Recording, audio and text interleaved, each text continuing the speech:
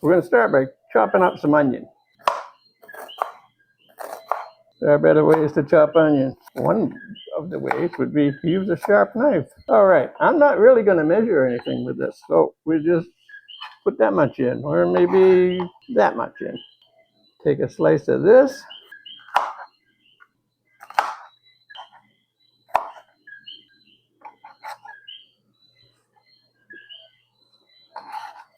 And we'll add that much. Then we're going to do the same thing with this one. I don't do a lot of cooking with peppers because green peppers, at least, bother me for hours after I eat them. So I don't do green peppers, but I thought I would try red. And I guess that's orange. I don't really know if it's an orange pepper or a yellow pepper. I'm a little bit colorblind. And that's probably enough of that. I'm going to let that saute for just a minute. I'm going to toss in just a little bit of butter. This is like not quite a tablespoon. And again, I'd like to take a moment and thank all of you that are making the really nice comments. You guys really make me feel good.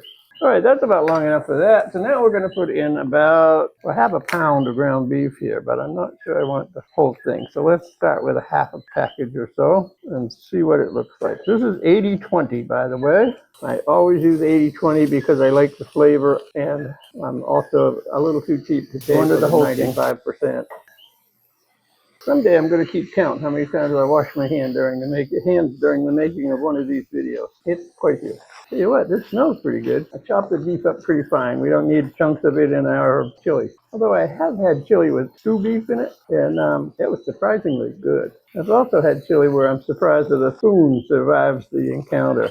Personally, I don't like chili that's so hot it's worrisome that it might dissolve my spoon. Okay, we're just going to let that kind of simmer for a minute or two. Sort of supposed to be on the idea, kind of Wendy's chili, which I've always liked because it's pretty mild stuff. And I discovered when I came here to Puerto Rico that the Wendy's does it a little bit differently here. For the one thing, there's only one size. There's no small and large. For another thing, there's more spice in it. It's a whole lot spicier, but it's still really good. I'm going to remove some of this from the pan because I'm a little concerned I'll have way too much meat for the amount of beans that I have. And I can always add it back in. I can't remove it once it's in. I left about a teaspoon of the grease in the pan.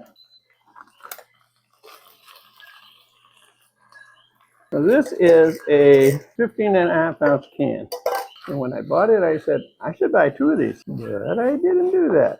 Yeah, it's a good thing I removed all that ground beef because this looks right now, and it would have been way off with that. This is tomato sauce.